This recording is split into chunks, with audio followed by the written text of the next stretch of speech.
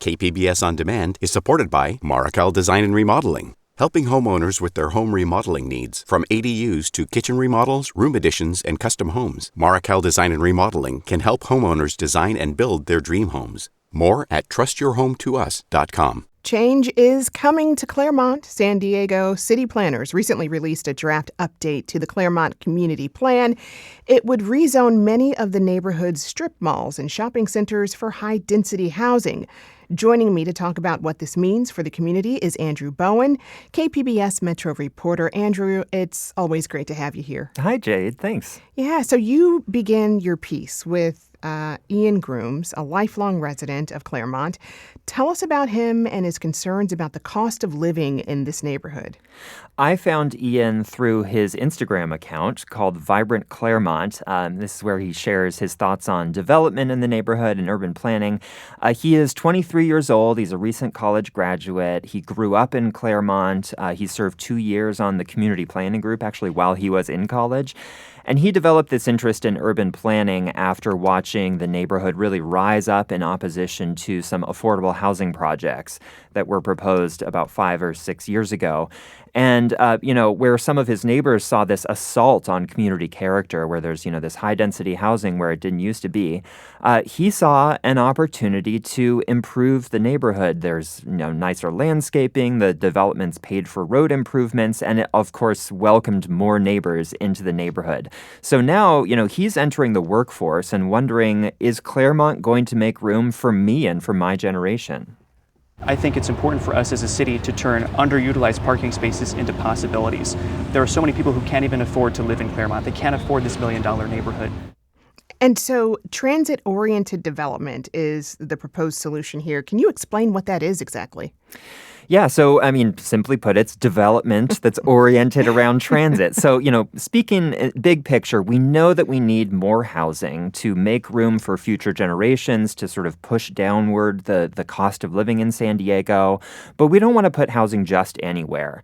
So the idea is let's build around public transit so that we can move people more efficiently in fewer vehicles with fewer greenhouse gas emissions. So this is ostensibly the city's goal, but as I'm sure we'll get into in just a bit, it's not entirely what the city is actually proposing here. Well, can you tell us, what and how Clairemont is currently zoned then? Yeah, so Clairemont developed in the 50s and 60s in a very suburban style. Even though it was in the city, it's mostly single-family homes. There are a lot of cul-de-sacs. There are strip malls and big shopping centers with big surface parking lots. The city was much smaller when this neighborhood was developing, and so Clairemont was kind of on the fringe at that point. Today, it is one of the most centrally located neighborhoods in San Diego. So the current community plan for Clairemont was adopted in 1989, and the first priority that this community plan lists is, quote, the desire to preserve the low-density, single-family character of the community. So when that's the thing you're trying to solve for, that's what you're going to get.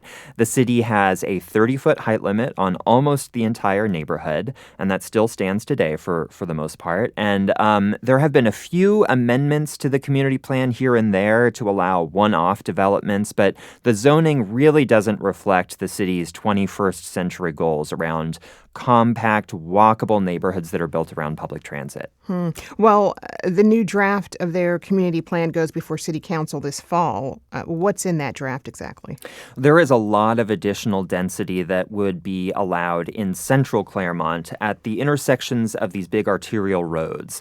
So Genesee, Clairemont Drive, Balboa Avenue, these are sort of the nodes of the community where you have a lot of large commercial properties with, those big box stores, the strip malls, the parking lots, and those will be zoned would be zoned to become what the city calls a community village. So that would be a mix of apartments, retail, offices, public gathering spaces like plazas and parks. So really kind of like what you need in order to live in that community. There are also a lot of changes to the mobility network. So calls for protected bike lanes and bus-only lanes that would speed up the transit connections in and out of Clairemont. Well, your reporting finds that the neighborhood would remain mostly unchanged, though. How so? Yeah, well, so Claremont has, despite its central location, it has a lot of canyons. And, while those provide beautiful natural habitat and open space, they also can create a wildfire danger because there's a lot of vegetation there. And so, and at the same time, there are a lot of cul-de-sacs that are along these canyons. And so that there's really only one way to get in and out. So in those areas of the neighborhood, those remain zoned for single-family homes. And then there are these pockets of density in, at the intersections of the major streets and along the major streets. But as I said, the vast majority would remain low density. And I think that, that the justification for low density zoning definitely makes sense when there's a public safety concern. And maybe if there's no access to public transit or if it's really far away. But the single-family zoning isn't just limited to those really more remote areas of the neighborhood. It also applies to properties that are very close to transit, 1 block away from a bus stop where the bus comes every 10 minutes, let's say, or even right next to the trolley stations. So does this all kind of factor into the debate around transit-oriented development in Clairemont? Yeah, and particularly around the trolley. So we have known that the trolley would be coming up alongside Clairemont for well over a decade.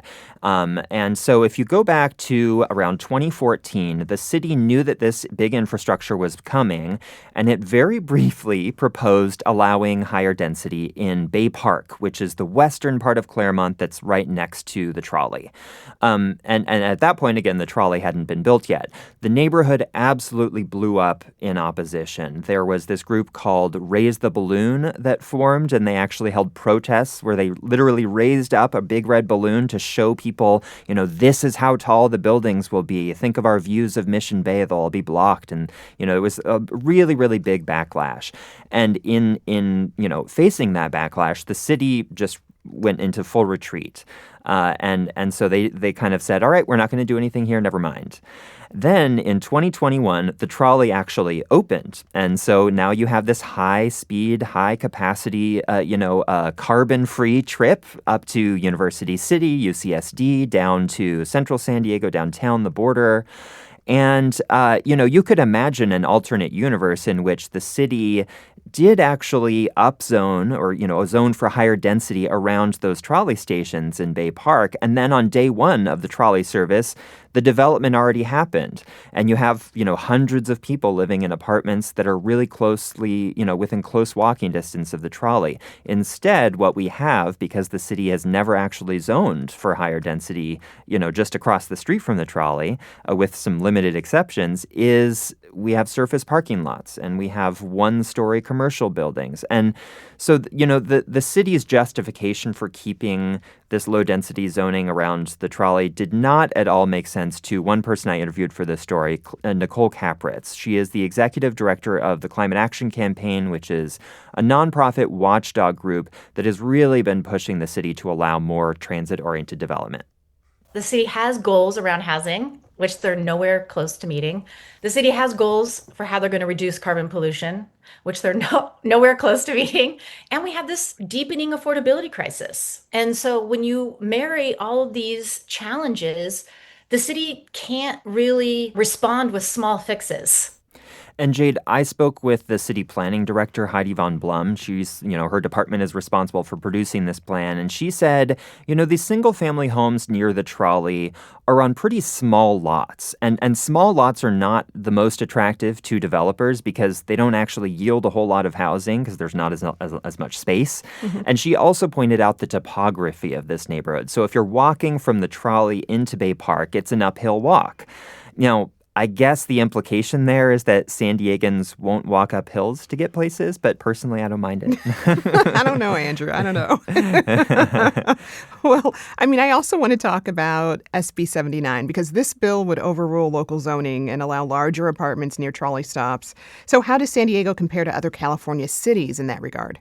Yeah, lots of cities in California are similar to San Diego in not allowing apartments right next to train stations. Los Angeles recently, or several years ago, extended the Expo line out to Santa Monica, and many of those stations still have single-family zoning right next to those stations. And that's heavy rail, by the way, so it's faster and it's higher capacity than the light rail that we have here in our trolley system. San Francisco also has a lot of single-family zoning right next to high-capacity transit stops and rapid bus stations. So this is really a statewide issue, and SB 79, the bill you mentioned, is authored by Senator Scott Wiener. It's his third attempt at this idea of forcing cities to allow transit-oriented development. And it's also significantly scaled back from previous versions. So, it doesn't apply to as many transit stops. The circles that you draw around those transit stops there's smaller versions of those. And so, yet it's still facing a lot of opposition. And remind me where that bill stands now? Yeah, so SB 79 passed the Senate by a one-vote margin, so very close. Okay. It still needs to pass the Assembly, and then if it does pass the Assembly, it'll have to go back to the Senate and then to the governor's desk. Well, you spoke to Marcella Bothwell. She's with the group Neighbors for a Better California. What did she tell you? Yeah, Neighbors for a Better California was founded in opposition to a high-rise development that's proposed in Pacific Beach, and it's really kind of broadened its interest and scope into these statewide bills. So she said, she agrees that the transit system needs more riders, but she just thinks that SB 79 goes too far. And she echoed this argument against a lot of the bills that we see in Sacramento around housing, which is that locals know best how to plan for their own growth. When you're in Sacramento, you don't know what's going on the ground. You don't know the topography. You don't know the conditions or concerns. And so you have to listen to people who are living there.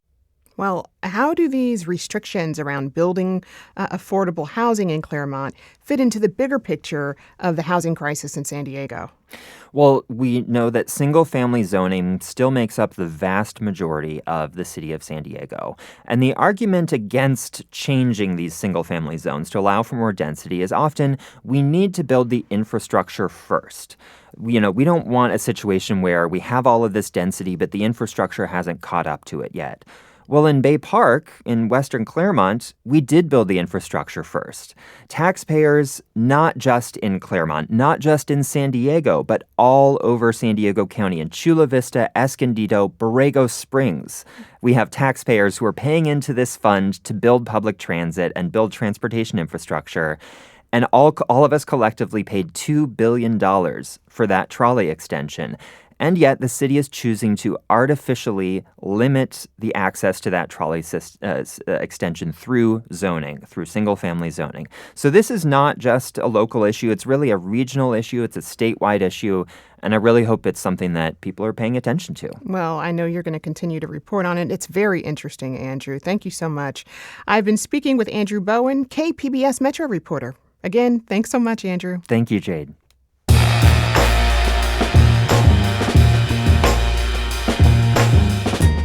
That's our show for today. I'm your host, Jade Hindman. Thanks for tuning in to Midday Edition. Be sure to have a great day on purpose, everyone.